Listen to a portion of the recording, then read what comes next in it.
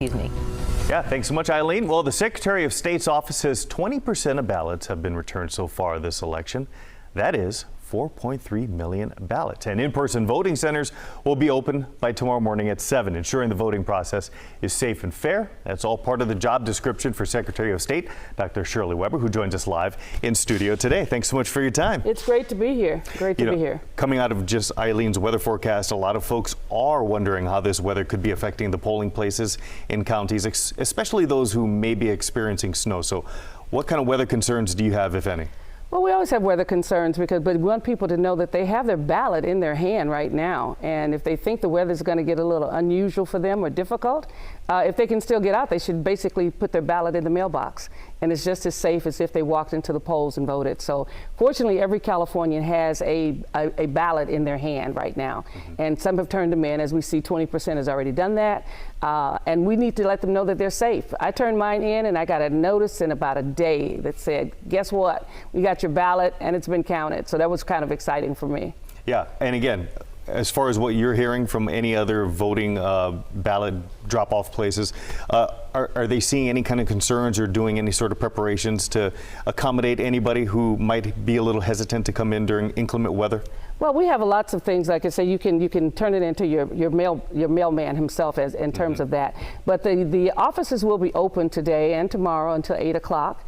We want you to make sure you get it postmarked before 8 o'clock tomorrow night. And we have a hotline that people can call if they're having some difficulty. Whenever we've had real problems, like when we've had fires and those kinds of things, our counties really respond quickly. So all of our counties have an alternative plan to work with. And so make sure you call and get that information if there happens to be some difficulty. But we don't anticipate having people not able to vote.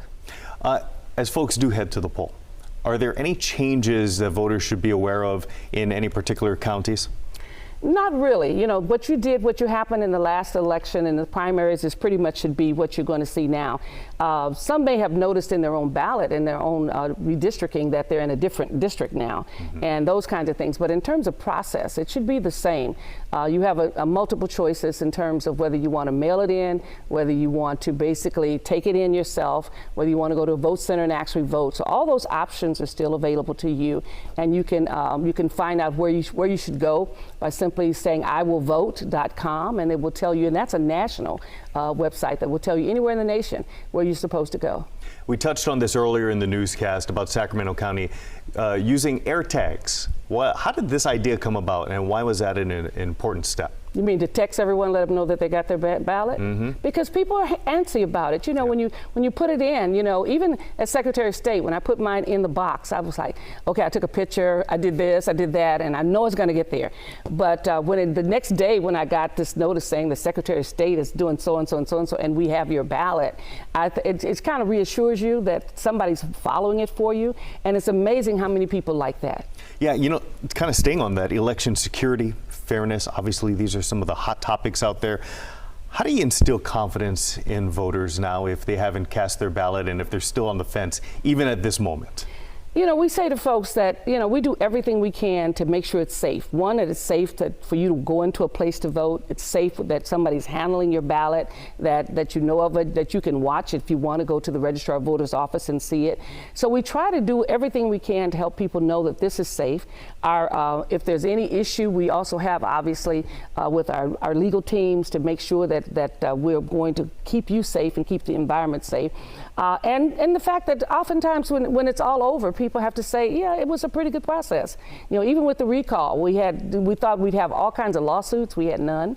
You know, everybody said, you know, it was a fair process. And in our office, we make an effort to be fair regardless of what party you're in. When we have to make decisions about litigation and those kinds of things, we try to stick to the rules. And that's one of the things we do. We don't shade the rules, and people are kind of surprised that even if my friend has something going on, that I'm going to basically rule in favor of what the law says, because I'm not going to rewrite the laws in California. And so I think it's one of those things that we have done in California that others are trying to do as well, to make sure that you feel comfortable that when you have an issue, we address it, and that when you engage in this process, it's pretty standard, it's pretty fair. Now, you helped establish the Voter Choice Act.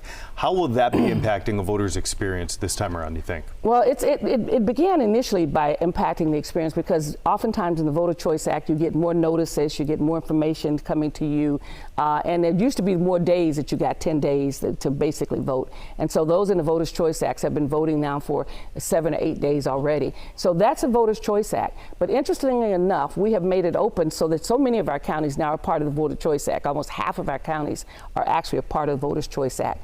And because of us going with vote by mail for everyone, many of the choices and options that are available in Voters' Choice Acts are now also available to everyone.